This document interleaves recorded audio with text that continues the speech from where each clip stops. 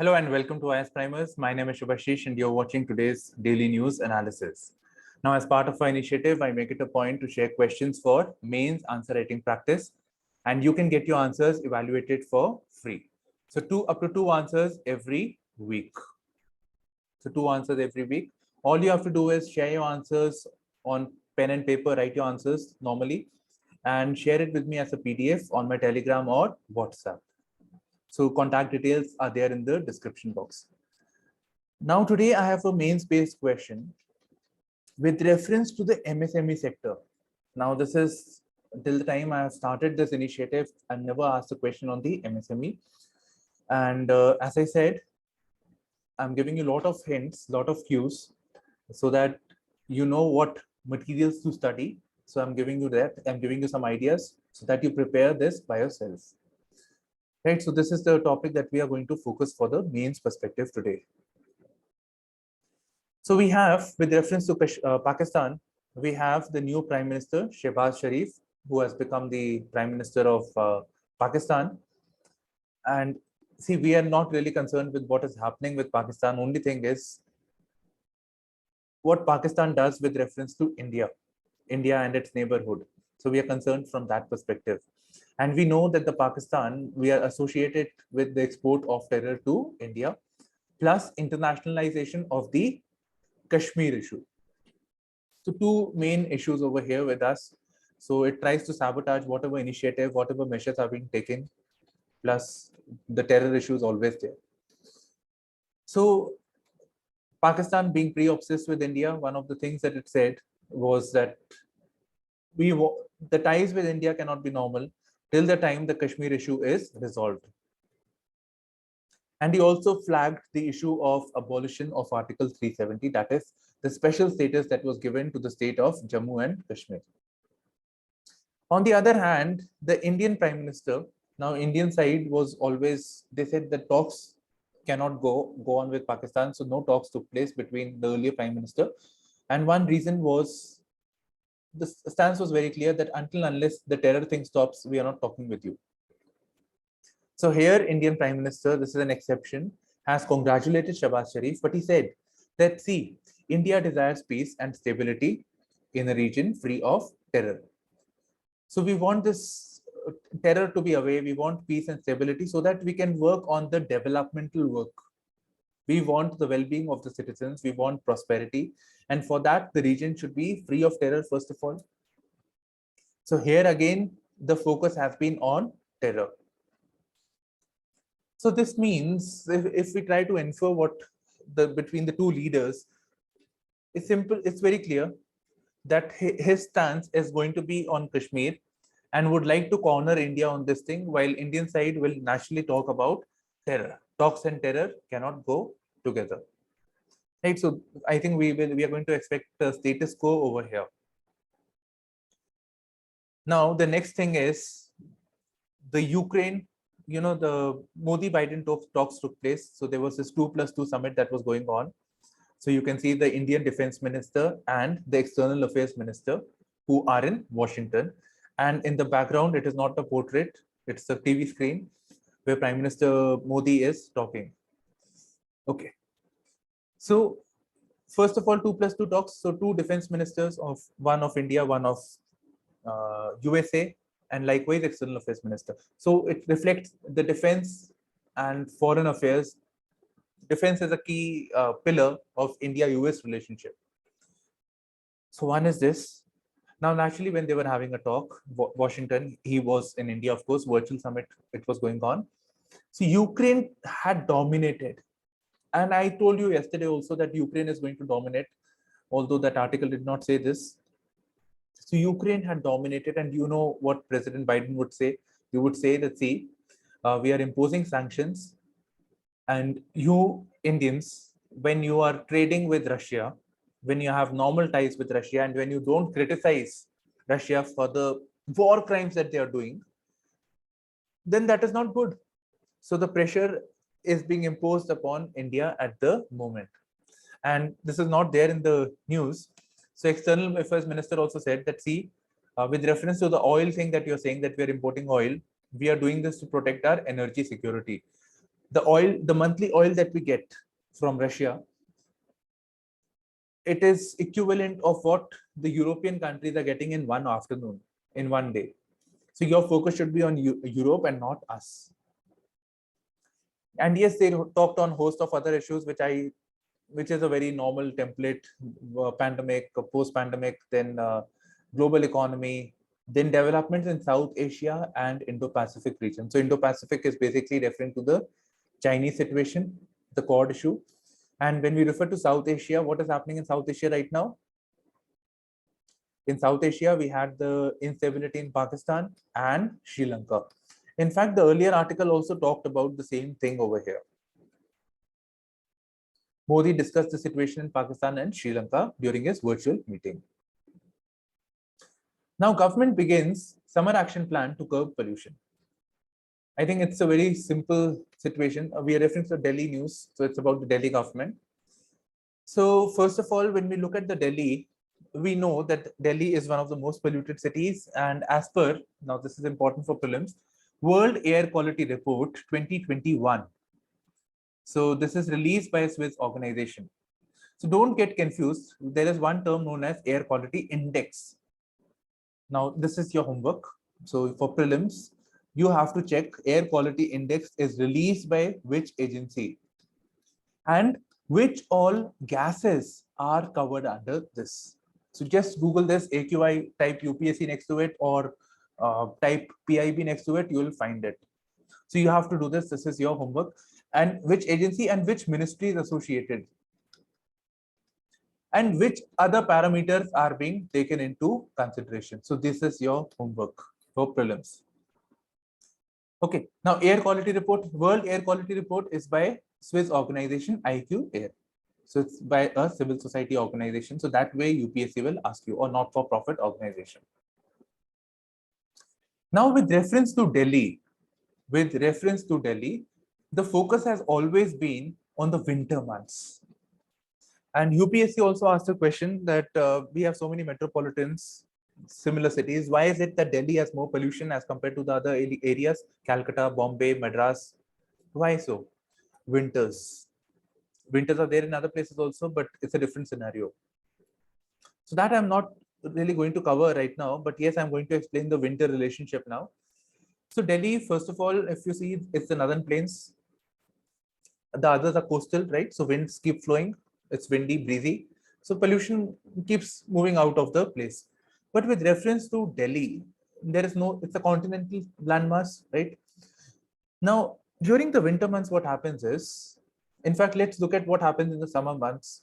So the sun rays are there, it hits the surface of the earth, and then it causes heating. And therefore, the air that is surrounding the landmass, that is warm. And as we move upwards, the air is cooler.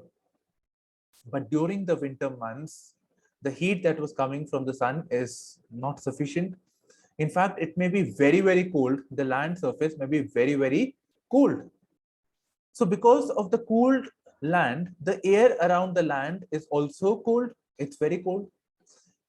In fact, it is colder than the land, that the air that is there above this. So it is relatively warmer because it is not being cooled by the land. So now we have two distinct air masses. And since there are two distinct air masses, the air does not mix. Earlier, the air would escape because now, but now it is like an air envelope that is being formed, and the pollutants are being discharged all the time.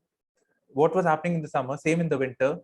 In fact, the cropping pattern, the farming takes place in the, the new crops are being sown during the, so Rabi crops are burnt and then Kharif comes. So that is also there. So stubble burning is there during the winters also, it's there during the summers, but during the winter months, the problem is very, very acute. Why? Because the air is not able to escape.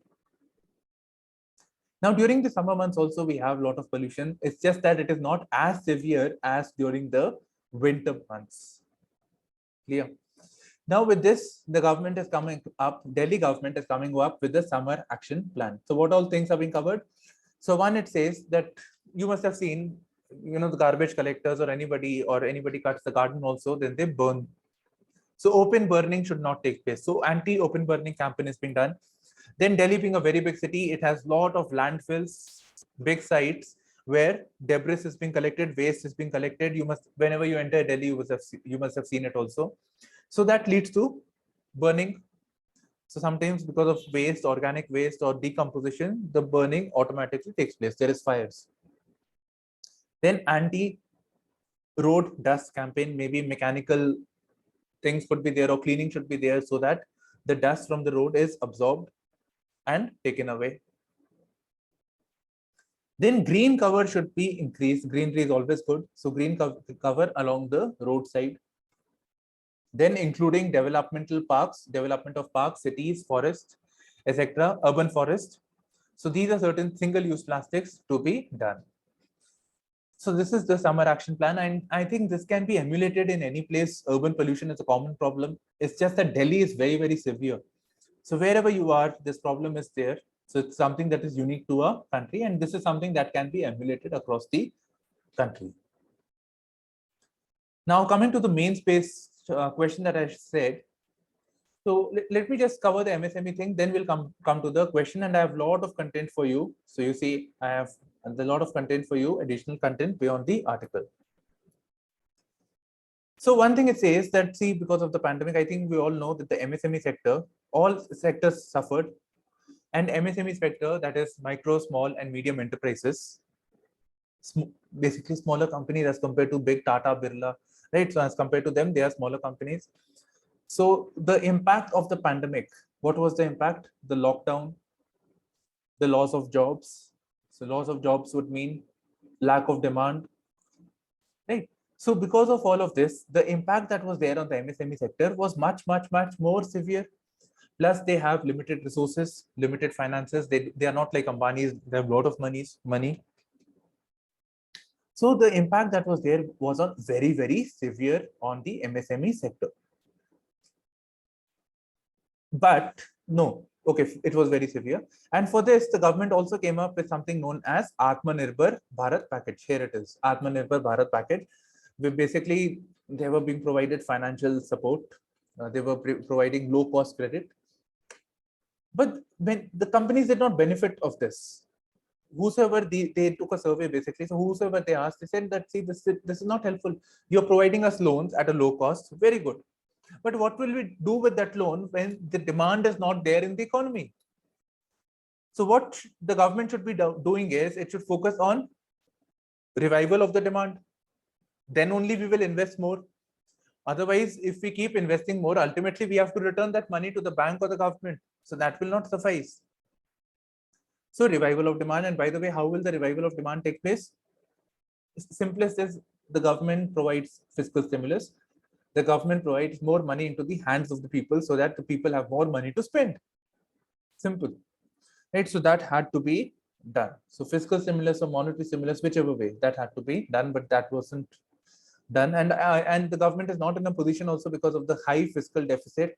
It's more than this, what the government says actually. Okay, so high fiscal deficit over here. But then there are certain other companies who performed excellently. They were brilliant.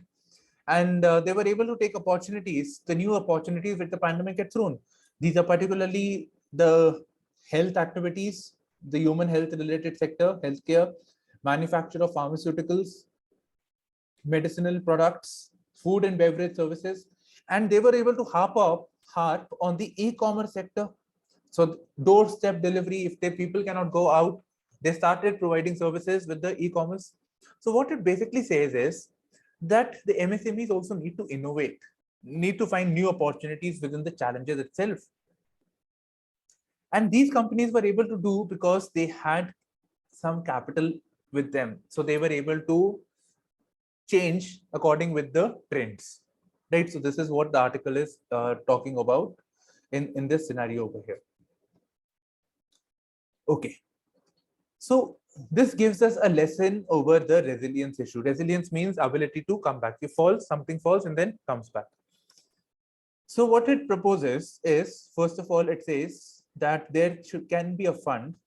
Now, those companies that did better, they had some extra fund. So when the pandemic or any of the situation takes place, it's not like pandemic, COVID-19 is there, maybe there will be something else. So for that, what can be done is that there can be a fund. So these companies that are there, MSME companies, the government can take some, fixed amount of money from them. Some corpus can be created, and when there is an exigency, then in that case, the money can be withdrawn from the fund and used to support the MSME. Or it can be the insurance services in case an MSME sector fails or in case of any calamity. The insurance will provide money in lieu of the damages that have taken place. Right? That is the insurance, right? If anybody dies or anybody has an accident or operation is to be done, and the insurance company pays, but initially you have paid. So it can actually give a boost to the insurance sector. And there are about 6.4 million of these MSMEs over here. Right? So this is it. I find this grossly inadequate for writing our answer. So yes, but this is nevertheless a good point. So let us see what the thing is, what all things do we have. So let us read the question first. So despite many initiatives, this is very clear, the government from time to time has come up with number of initiatives for promoting the MSME sector. So despite many initiatives by the government, the MSME sector is facing challenges in its quest for survival and growth. So number of challenges are there for the MSME sector, and the government has done so much, but yet our MSME sectors still continue to struggle.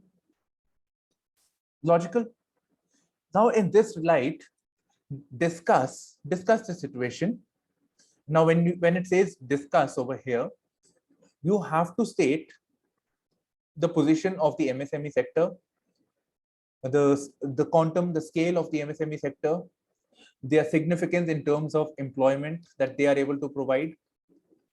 So all of this has to be specified over here, but in very brief, because you have to ultimately say why the government is spending more, or because MSME sector is seen as the good job creator, large number of labor force is employed in the MSME sector. So that is there, and it could be a tool for creating more formal employment, eventually formal sector employment. So this you have to bring out.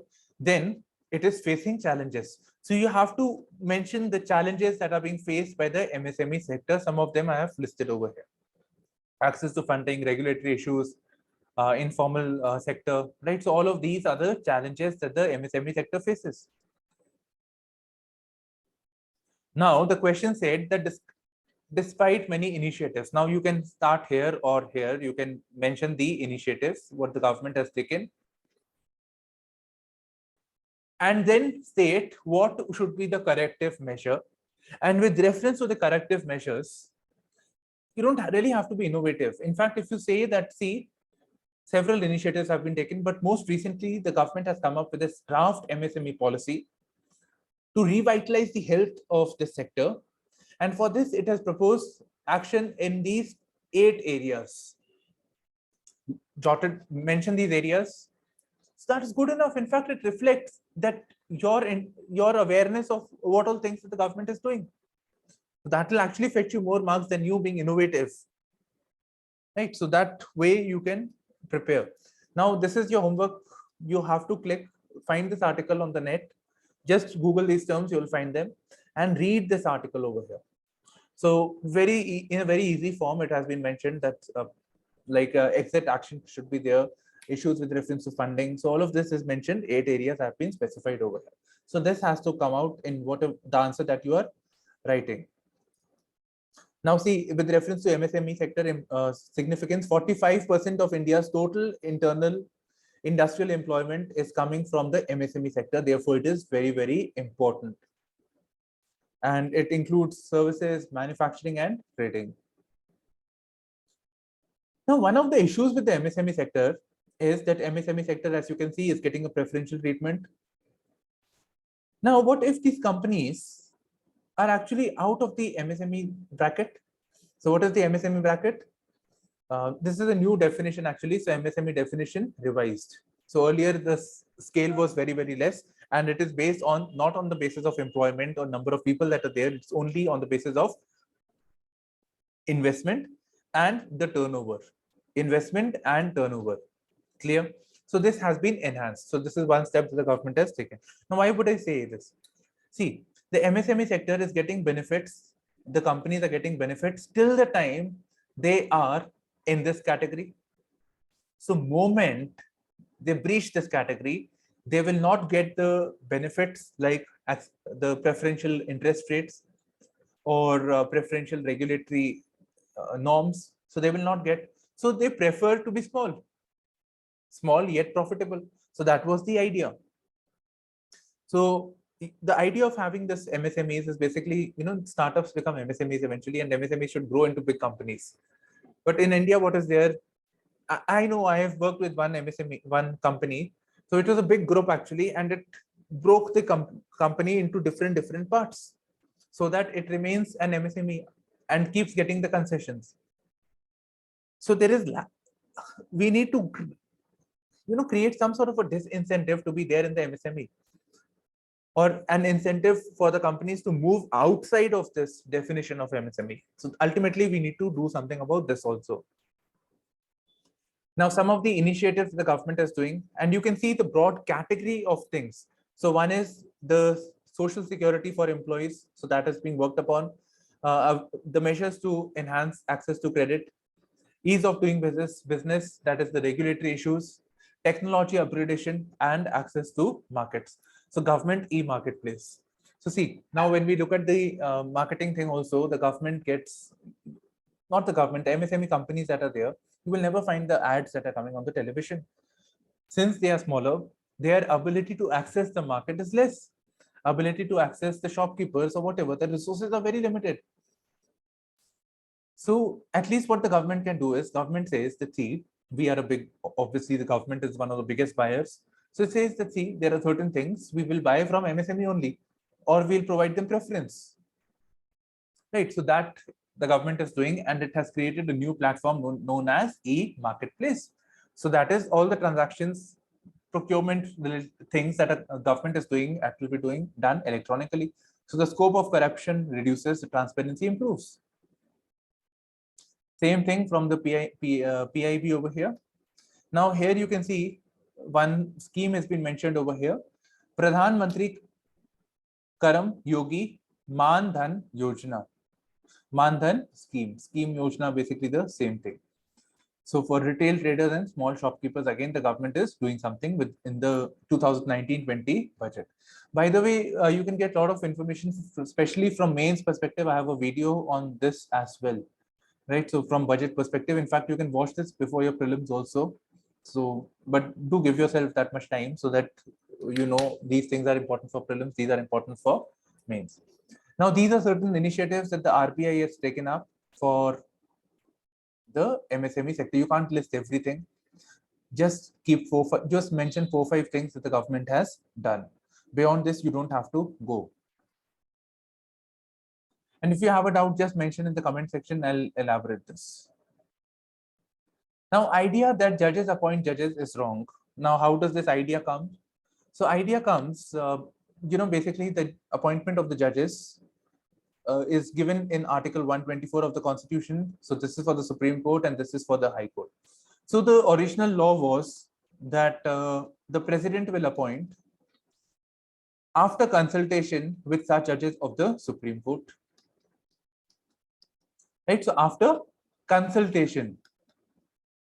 So sometimes there was a situation actually where this, what the Supreme Court had said, judges had said, so that recommendation was overlooked and different judge was appointed by the president. That's perfectly fine because it says consultation.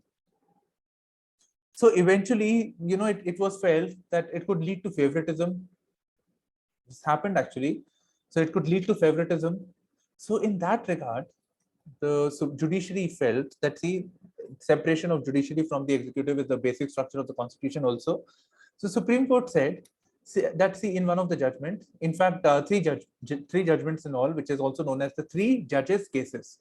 Now you have to Google this and study this, 3 judges cases, where it said that here the consultation basically means concurrence. So here again, the consultation means concurrence. So that means whatever judgments or whatever recommendations that the Supreme Court is giving to the president, that has to be abided by. The president does not have a choice. President will appoint, but based on the recommendations that is given by the collegium. So naturally, the judges are appointing judges. But he says this notion is wrong. See, what happens is that yes, earlier it was the Chief Justice of India, then the system of collegium came into existence. So High Court judge, for instance, High Court judge is appointed after the collegium of judges of that High Court suggests his or names, and it has to be cleared by a 3-member SC collegium. That is, there will be a Chief Justice of India and 2 other judges of the Supreme Court, senior most judges of the Supreme Court, and they will take a decision if a judge of the I'm reading something wrong. Yeah. So if a judge has to be appointed to the High Court, fine, and then they give a recommendation to the president. And with reference to the Supreme Court appointments, there is a collegium of the 5 judges. This is again the system came about in the 3 judges case. So earlier it was only Chief Justice of India. Then it was felt that even Chief Justice of India can be influenced. So why not have more judges taking up? And in this, the decision is being made on the majority basis, on the basis of vote, basically. So let's say the 5 judges are there. So even if the Chief Justice of India disagrees, but the majority view, he disagrees from the majority view, then again, the majority view prevails. So that was held in the 3 judges case. So, but here again, see, the judges are appointing the judges. But yes, the collegium is appointing for sure. That is true. But ultimately, the recommendations are coming by the government. So law ministry, Intelligence Bureau, Information Bureau, Intelligence Bureau, that's sufficient. There is no Information Bureau. So they see a pool of people, prospective people who are interested or who can become the judge of the Supreme Court or the High Court. So they find out people, they investigate the people, and from them, they give a list to the collegium. And within that list, few people are taken up by the collegium and recommended to the president. So in entirety, it is not really the judges who are appointing the judges. So that is what the Chief Justice of India was clarifying when they was having a talk with the US Supreme Court judge. So comparison was being made over here. Right, so this is the thing. I'm not asking you a question. 2014, a step was taken to reform the system, and the NJSC system was proposed, wherein there will be judges and certain other members, representatives of the executive, plus some eminent members who will be taking a decision as to who all can become the judge of the Supreme Court or the High Court. So NJSC system was proposed, which the Supreme Court had felt that it impinges upon the principles of separation of judiciary from the executive. So it was struck down. And subsequently, the memorandum of procedure was to be prepared by the government and the courts. So as to how the appointments should be made in the future. Niti Aayog puts out energy and climate index list. So where is it? Here. So the state energy and climate index is released by which agency? A, B, C, D. It is by Niti Aayog. And it is to rank as to how the states are performing on the front of energy and climate. Now, these days, I'm seeing a trend in the mock test that is taking place. What I'm seeing is that very specific information is being asked. So these days you have to memorize, because if you don't get good in mocks also, you will feel, I personally would never memorize all this, but a broad trend will be good enough for you, right? So that will be sufficient. These mocks are becoming a bit too hard, actually too harsh. So in that you will find such questions being asked, but it is not, UPSC is not that hard. Broad idea, that's good enough. Okay, so Gujarat, Kerala, Punjab emerge on top. Kerala on the issue of access, affordability, and reliability. Punjab on the performance of discoms, which I really doubt, because distribution companies. So I have a video on that, what is the discom and the reforms associated. So I have a doubt because it's very, very expensive here in Punjab, electricity. Okay, so Punjab does well over here. And we know that the Punjab is a bankrupt state, with reference to the state electricity boards are bankrupt. it's a wrong word, not bankrupt. The financial situation is not good, right? So financial conditions are not good. This Gujarat performed very well in this index. So Gujarat topped on indicator, not mentioned over here. So it performed well. And the other is what are the different state governments doing to move transition towards the clean energy, clean climate. Now, what it is essentially doing is, from mains perspective, now think about it, an index has been created, but what is the government doing from polity perspective? What Niti Aayog is doing is, it is pitting states against each other. It is ranking the states. Okay, you are doing well in this, you are doing, other states are doing bad in this. So it is providing this data very clearly in front of everyone. So ultimately, the citizens, when they start questioning, we voted you to power and you see you are doing worse than the other state. Should we put you in back to power? So one is this accountability. Other thing that we can see is competitive federalism. So creating a sense of competition amongst the states to perform better than the others. So this is the concept of cooperative federalism. And when they cooperate together, that is cooperative federalism. Right then, so this concludes the session. So thank you for streaming in to IASPrimers with me, Shubhashish. Bye-bye, take care and all the best.